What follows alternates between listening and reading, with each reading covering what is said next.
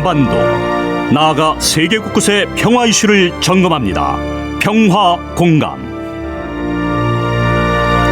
기시다 일본 총리의 방한 배경, 그리고 한미 정상회담 결산까지 이번엔 군사 전문가의 견해를 들어보겠습니다.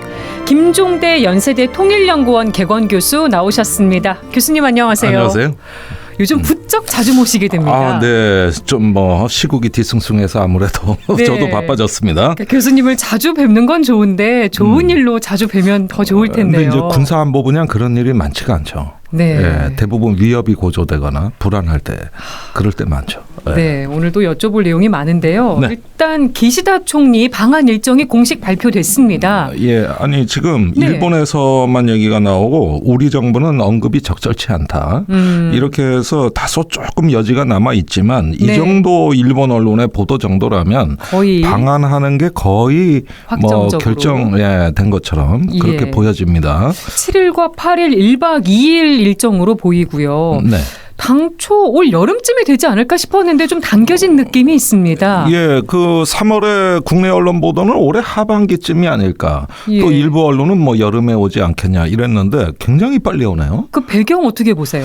예, 일단 윤석열 대통령이 일본 방문한 지 한 2달이 채 안 되는 시점에서 오는 말 그대로 셔틀 외교. 네. 그 어떤 정상 간에 수시로 왔다 갔다 하는 이런 어떤 외교가 복원이 된 걸로 참 의미 있게는 봅니다. 그런데 왜 이렇게 빨리 올까? 물론 그때가 싱가포르도 가고 방한도 그 중에 한 일정이라고 합니다만은 약간의 어떤 뜻이 있는 것 같습니다. 네. 이번에 윤석열 대통령이 한미 정상회담에서 너무 나간 것 같아요. 그러니까 일본보다도 훨씬 더 지정학적으로 강성 발언이 많이 나왔거든요. 예. 반면에 일본은 요즘 중국하고 굉장히 가깝게 지냅니다. 외교 당국 간에 여러 개 복수의 채널이 운영되고 있고. 예. 근데 한중 관계는 그런 게 없어요. 그러게요. 예, 그래서 일본 입장에서 보기에는 한국이 이게 중국하고 한꺼번에 탈중국하는 게 아니라 점진적으로 관계를 조정해 나가면서 위험을 낮춰야 되는데 한국이 너무 앞서 나가는 거 아니냐 이런 견제 심리도 다소 있는 것 같아요. 예.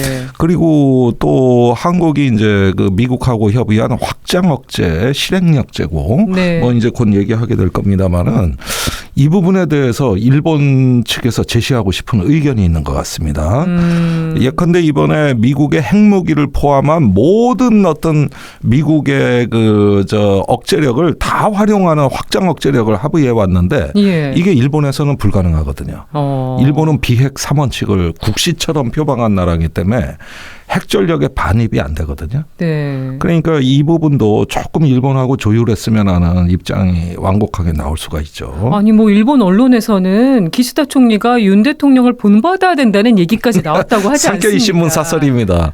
더 흥미로운 뉴스도 있습니다. 한 극우 매체에서 이번에 제발 일본에 가서 한국에 가서 기시다 총리가 좀 강제징용 문제 사과 좀 해라.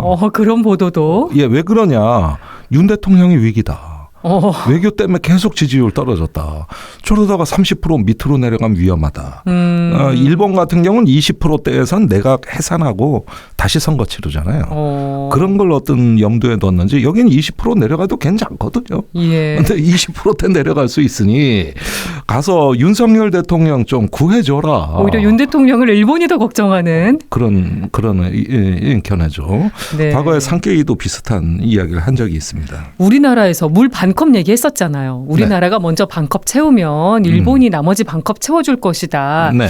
요번 셔틀 외교에서 그게 좀 성사될 가능성 어떻게 보세요? 과거사 문제와 관련해서 전향적인 발언이 나올 가능성. 강제징용 문제에 대해 전형적인 발언이 나올 가능성은 희박하다.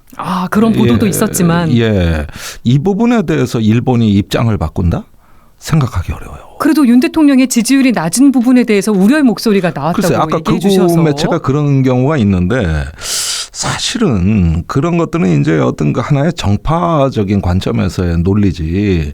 일본에서 이제 과거사를 다 뒤집고 이제 곧 신사참배도 해야 되는데. 네. 예, 이런 상황에서 갑자기 하나의 어떤 사죄 내지 배상에 참여하는 걸로 급격한 정책 전환을 이루기에는 정부 자체가 그렇게 정책 전환이 쉽지는 않을 거다. 네. 우리로선 대단히 아쉬운 대목입니다. 네, 그럼 한일 관계 관련해서 윤 대통령이 더 비판을 받게 되지 않겠습니까? 글쎄 와가지고 이제 그 문제보다는 한미일 안보 협력이라든가 반도체 칩 또 그 배터리 등 이런 부분에 대한 어떤 논의를 한다든가 네. 대중국 논의를 한다든가 이렇게 해가지고 하나의 어떤 그 미래로 같이 가는 이미지 창출에 주력하지 않겠느냐. 이도저도 아니면 그냥 셔틀백이다. 야, 이건 너무 무게를 두고 우리가 기대치를 높이면은 오히려 지금 정부는 더 곤란해질 거예요. 네. 오긴 왔는데. 별다른 국민들에게 줄 보따리 선물이 없다 그러면 이건 뭐 우리 정부 골탕 먹이는 거지 이거 뭐 와가지고 뭐 민폐만 끼치는 거죠. 그런 점에서 어떤 이번에 워싱턴 선언에 나온 대로 이제 안보 협력이라든가 네. 국제 정치에 대한 어떤 양 지도자의 공조 이런 쪽으로 잔뜩 포장될 가능성이 높을 것 같아요. 네, 일명 태영호 녹취록 파문이 일파만파 커지고 있습니다. 네. 이진복 대통령실 정무수석이 태영호 국민의힘 최고위원한테 공천을 거론하면서 그렇죠. 한일 관계에 대해서 옹호 발언을 해달라고 했다는 요청인데요. 네. 이 보도는 어떻게 보셨습니까? 예, 일단은 녹취록이 유출됐는데 이 자체로만 보면은 사실은 한일 관계에서 폭주하던 윤석열 대통령이 여의도에서 국민의힘 최고위원회가 조금 더 분발해서 뒷받침해달라는 메시지로 보이거든요. 네. 근데 거기에 공천이 연루돼? 되게 의외의 이게 야 이렇게 대화가 오거나 물론 이진복 정무수석은 부인을 했어요. 예. 그러나 최고위원이 자기 입으로 저렇게 얘기한다는 게 자발적 충성인지 강요된 충성인지는 알 수 없으나 이거는 용산과 여의도 간에 매우 부적절한 어떤 그 거래다. 예. 이렇게 되니까 당장 뭐 국민의힘 내에서조차 지금 벌칠 수신하거든요. 예. 뭐 유승민, 허은하, 김웅 다 지금 그 국민의힘 인사들이 발언을 하면서 이렇게 되는데 이거는 국민의힘 내에서 앞으로 이 자중질환이 오래 갈 거예요. 그러지 않아도 태영호 의원 지금 징계위에 회부되고 네, 있는 서론이 인물인데 많았습니다. 또 과거사 왜곡 발언에다가 네. 이제 당정 관계에 대한 왜곡 발언까지 이건 뭐 그랜드 슬램입니다. 솔직히 말해서. 정치적으로 역사적으로 말이죠. 정말 품격 떨어지는 소리가 들리는 거죠. 그러니까 한일 관계와 공천을 연결지은 것도 문제인데 대통령실에서 여당 최고위원한테 얘기를 한 거 이 부분도 또 문제 아니겠습니까? 만약에 사실이라면 그렇다면 이런 사실이라면은 차라리 그렇게 그 국민의힘을 돌격대로 사용할 시간과 에너지가 있으면 국민들한테 직접 하시라. 왜 내가 저한테 돌을 던져주십시오. 저는 국가를 위해서 또 역사를 위해 미래를 위해 갑니다. 이런 왜 진정성 있는 설득 소통 능력은 안 보여주고 네. 돌격대 만들어서 그걸 시켜서 국회에서 뭉개버리라는 식으로 얘기를 한다? 이거는 뭐 한일 관계도 물론이지만 정치 자체의 품격을 떨어뜨리는 일이에요. 네. 김종대 연세대 통일연구원 개건 교수와 이야기 나눠보고 있습니다. 한미 정상회담 평가도 좀 해보고 싶은데요. 네. 한미 정상회담과 워싱턴 선언 학점 매긴다면 어떻게 주시겠습니까? 이거 평가가 참 곤란한데요. 일단은 저는 한 C 정도 주겠습니다. C 마이너스 정도. 마이너스 좋은 예. 점수 아니네요. 예, 이 부분은 다 미래지향형으로 묘사가 돼 있어요. 전략자산 전개 협의하겠다. 그래서 협의체 만들었다. 네. 무슨 전략자산인지 국방부 설명 못해요. 핵잠수함이 왔다 간다 그러는데 그건 기항을 얘기하는 것이죠. 예. 와서 사진 찍고 간다는 뜻이에요. 이거를 어떤 작전상 배치도 아니고 상시 배치도 아니고 그러면은 무엇을 할 것인가 하는데 TTX라고 하는 확장 억제 운용 연습을 미국하고 해봐야 한다. 네. 아니 여태 다 했잖아요. 이거 정상화한다고 했지 않습니까? 거기에다 확장 억제 정책 협의체 있죠. 다 있잖아요. 채널이 있는데 거기다 또 채널을 만들었는데 그래서 뭘 더 새롭게 한다는 거는 앞으로 해봐야 알겠습니다. 그러면 채널을 만들 필요가 없죠. 기존 채널에서 그 얘기 네. 다 하면 되는 거예요. 그래서 이 부분은 일단은 어떤 문서고 약속입니다. 이건 어떤 실효성 있는 어떤 보증이라고 볼 수가 없어요. 네. 그리고 또 얼마든지 미국 사정에 따라 바뀔 수 있는 네. 매우 추상적인 개념 합의다. 그런 점에서는 출국할 때 뭐라 그랬습니까? 한국형 핵공유를 합의한다고 했고, 그렇게 얘기했죠. 사이버 정보동맹도 체결한다 그랬고, 뭐 나토를 뛰어넘는 그 얘기도 핵동맹을 나왔어요. 체결한다 그랬고, 아니 이렇게 기대치를 한껏 높여놓고 그런데 막상 까보니 아니더라. 차라리 저는 이번에 합의된 게 최선이라고 보는데 그 기대치만 안 높였어도 네. 이렇게 황당한 느낌은 덜 들 것 같아요. 좀 설레발이 있었다. 그렇습니다. 안보는 신뢰와 책임입니다. 이 어떤 핵에 관한 문제라든가 어떤 억지력에 관한 문제는 이게 자칫해서 허풍이 된다거나 말장난이 되면은 다음번부터는 한국 정부가 북한에 대해서 보내는 메시지가 안 통하는 거예요. 네. 이 확장 억지를 합의하는 이유는 북한이 이걸 믿게 해서 실제로 공포와 압박을 느끼고 그런 결과로 북한의 행동이 자제되도록 하는 거. 이게 어떤 그 핵에 관한 외교의 가장 본질이거든요. 예. 안 믿는다든가 뻥이라든가 또는 북한의 어제 김여정 부부장 발표 내용대로 빈 껍데기 가져와서 저렇게 돼버리면 효과가 없다는 얘기예요. 네. 지금 안보는요 상대가 있는 겁니다. 이거는 북한이라는 엄연한 상대가 있는 거고 억지력이라는 게 사전적 정의는 상대방이 믿을 수밖에 없는 특별한 힘을 얘기하는 거거든요. 예. 구체적으로 보여줘야 돼요. 그런데 지금은 뭡니까? 문서상으로 나와 있고 또 중국의 사전 설명까지 미국이 했다는 거는 하죠. 이거 중국에 대한 특별한 핵위협이 아니란 얘기고 다 눌러놨다는 얘기거든요. 그 얘기는 뭡니까? 뭔가 특별하게 보여주는 게 없다는 얘기 아니에요. 아니 근데 여당에서는 윤재옥 신임 원내대표가 워싱턴 선언이 자체 핵무장보다 더 큰 이익이 될 것이다 이렇게 기대 섞인 발언을 했습니다. 네. 이 발언 어떻게 보세요? 아니 그러니까 뭘 봐야 그런 얘기를 하는 거지. 이게 지금 여당도 입장이 참 곤혹스러울 거예요. 원래 그 국민의힘 당론이 뭡니까? 전술핵 재배치입니다. 네. 대선 공약이에요. 그다음에 대선 때 윤석열 후보 뭐라 그랬습니까? 미국 핵무기의 사용 권한에 관여하겠다 그랬어요. 네. 근데 지금 핵 공동 사용도 아니다. 핵 공유도 아니다. 전술핵 무기 재배치도 아니다. 한국의 독자적 핵무장은 더더욱 아니다. 그러면 다 빼고 나면은 뭐가 남는 거예요? 이게 차 빼고 포 떼고 남으면은 그런데 핵 동맹이다. 이게 이제 수수께끼 같은 담론이죠. 오늘 업그레이드 됐다는 표현을 썼거든요. 윤 대통령이. 아니 업그레이드는 업그레이드인데 중요한 게 다 빠져 있거든요. 네. 그런데 저는 그 긍정적 효과는 있다고 봐요. 이게 핵동맹이고 업그레이드 됐다 그러고 참 역사적이고 획기적인 어떤 그 선언이라고 얘기를 해놓으니 앞으로 국민의힘이 독자 핵무장 전술핵 배치에 대해서는 말도 못 꺼내게 막아버려요. 효과. 그러니까 이제 여야의 안보 정책의 차이가 없어졌어요. 네. 예, 민주당 국민의힘 안보 정책이 똑같아졌어요. 논쟁할 필요가 없어요. 다 맞고 전부 다 논점을 제거해 버렸거든요. 네. 이게 최고의 성과라고 해버리니 그러면은 이제는 더 이상 핵 얘기하지 말아야죠. 그러니까 자체 핵무장이나 전술핵 재배치는 이제 얘기를 꺼내기 어려운 상황이 돼버린 거죠. 그게 성과입니다. 역설적으로 얘기해서 대한민국이 한반도 비핵화 공동선언과 국제 핵 확산 금지 조약을 철두철미하게 준수하겠다는 서약을 해버린 거.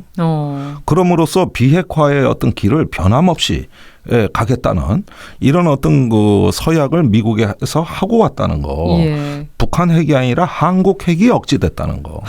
이것이야말로 이번 회담의 최대 성과라고 보고 저는 비핵화를 지지하는 입장에서 솔직히 그런 합의는 우리가 기대도 못했던 역설적인 성과라고 보시는 역설적인 거군요. 성과고 여야 안보 정책의 차이가 없어져서 국민 통합이 가능해졌다. 네. 지금 제가 제일 기이하게 생각하는 건 우리나라 보수 우파들이 조용한 거예요. 네. 핵무장을 주장했던 분들이. 그분들이 별 말이 없어요. 이것이 얼마나 큰 성과냐는 거예요. 워싱턴 선언의 성과를 평가하려고 하다 보니 그 부분을 문제 삼기 어려워졌죠. 그렇게 되니까 이렇게 어떤 핵 문제에 대해서 일거에 정말로 어떤 합리적인 그 결과를 낸 적이 있었던가? 저는 그 점에서 이번 워싱턴 그 선언의 효과는 매우 탁월하다. 예. 너무나 잘된 일이다. 그리고 네. 처음부터 전문가들은 핵무장, 전술핵 배치, 이거 어렵다고 다 예상했어요. 괜히 용산에서 에드발런만 심하게 띄워놓은 거지. 네. 그거 쉽지 않다, 어렵다. 누구나 다 그렇게 알고 있었습니다. 네. 그래서 예상한 대로 됐고 상식적인 선에서 해결이 됐다. 그렇게 함으로써 이제 대한민국은 어떤 북한에 대한 독자적인 억지력을 발휘하기는 어려워지는 건데 이런 문제에 대해서 앞으로 4년간 이 부분을 정말 잘 관리하셔야 된다. 네. 더 이상 그런 얘기가 나오면 안 된다는 거예요. 이번에 워싱턴 선언에 따라서 이제 미국의 막강한 전력 자산들이 우리나라에 배치가 될 텐데요. 네. 지금 가장 얘기가 많이 나오고 있는 게 전략 핵 잠수함입니다. 지금 부산항에 기항할 거란 얘기가 나오는데 네. 42년 만에 한반도에 들어오게 될 거다. 들어오게 된다면 네. 이런 얘기가 나오고 있습니다. 이게 어떤 건지 좀 짚어주시면 좋겠습니다. 예, SSBN이라고 합니다. 그게 무슨 뜻이냐면은 그 탄도미사일을 탑재한 핵잠수함. 예. 예, 이게 이제 배치된다는 거고 지금 거론되는 건 오하이오급 핵잠수함인데 미국에 14척 정도 있는데 예. 실제 작전에 아시아 태평양에 바로 투입할 수 있는 건 2척 정도로 보여집니다. 그런데 이 핵잠수함이 한 배수량 기준 한 17,000톤 되는 대형 잠수함이에요. 그러니까 한국에 기항한다는 뜻은 여기서 이제 일반에 공개될 가능성이 높고 사진도 찍는 거예요. 예. 자, 이렇게 해서 북한에게 메시지를 준다. 저는 뭐 그 정도는 이해합니다. 근데 문제가 있어요. 만약에 그 안에 실제 핵무기를 탑재하고 올 경우에 네. 우리가 1990년 한반도 비핵화 공동선언에 의하면은 핵무기의 반입 접수 다 금지돼 있거든요. 그러니까 그게 위반되는 겁니까? 위반되는 거예요. 그럼 어떻게 되죠? 그런데 지금 미국은 비핵화를 준수하겠다고 저렇게 예. 얘기를 하고 이 두 규범이 충돌하는 문제에 대해서 며칠 전에 국방부 그 기자 브리핑에서 기자가 질문을 했어요. 네. 그러면 이게 핵을 탑재하고 오면 비핵화 선언인데 공 위반인데 그 부분에 대해서는 어떻게 처리를 할 거냐 그러니까 국방부 답변이 확인해 보겠습니다. 요 좀 이상합니다. 네, 좀 충돌하는 예, 좀 부분에 이상합니다. 대해서 어떻게 예, 그리고 실제로 해석을 해야 핵무기를 될지. 탑재하고 오지 않으면은 그냥 빈 잠수함이에요. 의미가 또 없는 거고. 예. 그러면은 오늘 효과가 없어요. 그러면은 지금 비핵화를 준수하겠다고 한 워싱턴에서의 서약과 이 핵잠수함 반입에 대해 가지고 이 논리적인 설명이 아직 안 되고 있어요. 예. 이 문제를 어떻게 해결하자는 것일까요? 워싱턴 선언을 놓고 대통령실이 사실상 핵 공유라고 했다가 미국이 반박하는 일도 있었습니다. 네. 이런 혼선은 왜 생겼을까요? 일단은 그 핵에 관한 한은 미국이 한국 정부하고 무엇을 약속하는 것보다도 핵 보유국 5개국 그 P5라고 그래요. 네. 이 안에서의 그 핵 질서를 교란하는 문제에 더 민감합니다. 정상회담 이틀 전에 미국이 중국 측에게다가 이번에 정상회담에 합의할 내용을 미리 알려줬다는 거 아니에요? 예. 그러면서 핵 확산 아니라고 양해를 안심시키고. 구했다는 거 아니에요? 이 부분입니다. 이 핵 질서는 아무리 중국 러시아가 경쟁국이라 하더라도 어떤 5개국이 만든 국제 핵 질서는 모든 국제 질서의 핵심 중의 핵심이고 가장 상위의 규범이에요. 예. 그러니까 이런 것들을 침해하는 건 아니라는 것.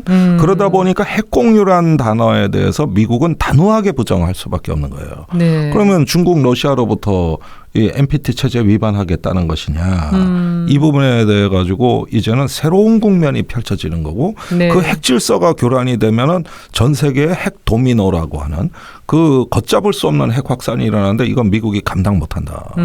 고로 이번에 핵 공유는 절대 아니라는 거. 네. 예, 이러면서 어떤 전략 무기의 어떤 추가 배치라든가 또는 미국이 표방한 핵 태세 검토 보고서 MPR이라고 하는데 이 정책이 바뀐 거 없다. 절대 바뀐 거 없다. 네. 그러면은 이제 우리는 두 가지 얘기를 동시에 듣는 거죠. 미국이 확장 억제력을 한국에 제공을 실효성 있게 우리 정부 주장대로 한다면 핵 정책을 바꿔야 되거든요. 예. 한국에 투입할 수 있는 전술 핵무기를 준비해놔야 돼요. 그런데 지금 준비가 안 돼 있어요. 예.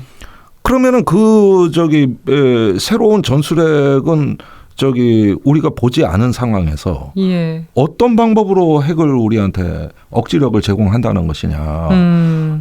이렇게 되면은 핵 정책을 바꿔야 되는 거거든요, 미국이. 그런데 중국이나 러시아한테 설명한 건 뭡니까? 핵 정책 바뀐 거 없다. 그렇죠. 예. 그러니까 전혀 상이한 지금 뜨거운 얼음이라는 식의 이 설명을 우리 국민들이 듣고 있는 거예요. 네. 여기서 안보 딜레마가 생긴 거라고요. 그러게요. 어떻게 이해해야 될까요? 저는 이 점에서 아직까지 풀린 게 없다. 예. 북한 도발도 지금 걱정됩니다. 결정적 행동이라는 단어를 언급해서요. 네, 신속하고 정확하며 신속하고 압도적이며 결정적 행동을 북한에 취하겠다. 예. 이렇게 얘기했거든요. 물론 기존에 다 있던 말입니다. 사실은 대량 응징 보복이라는 KMPR이라는 개념을 우리가 이미 갖고 있고 북한을 압도적으로 우월적으로 그 전쟁을 하겠다는 이야기는 예전부터 다 했던 건데 네. 이것이 한미 간에 같이 이야기가 나왔어요. 그렇게 되면은 일단은 제가 보기에는 북한에 대해서 핵으로 공격하면 그 보복으로 어떤 수천 발의 미사일이라든가 예. 전략 폭격기 또는 어떤 그 잠수함과 같은 전략에서 총체적으로 북한을 갖다가 압도적으로 대응해서 다시는 그 도발을 꿈꿀 수 없는 수준으로. 네. 그렇게 되면은 숨겨놓은 제2격 초탄 발사가 제1격이라면 네. 그다음에 보복을 했을 때 북한도 다시 재보복을 하게 되면은 이제 제2격의 핵무기를 은닉해 놔야 되는데 예. 그것까지 다 제압하겠다는 뜻이에요. 그러려면은 어마어마한 공격이 수반돼야 되는 거거든요. 예. 광범위하게 이걸 얘기하는 겁니다. 네. 한반도 정세에 더 면밀하게 또 계속 살펴봐야 될 것 같습니다. 지금까지 김종대 연세대 통일연구원 객원 교수와 함께했습니다. 오늘 말씀 고맙습니다. 감사합니다.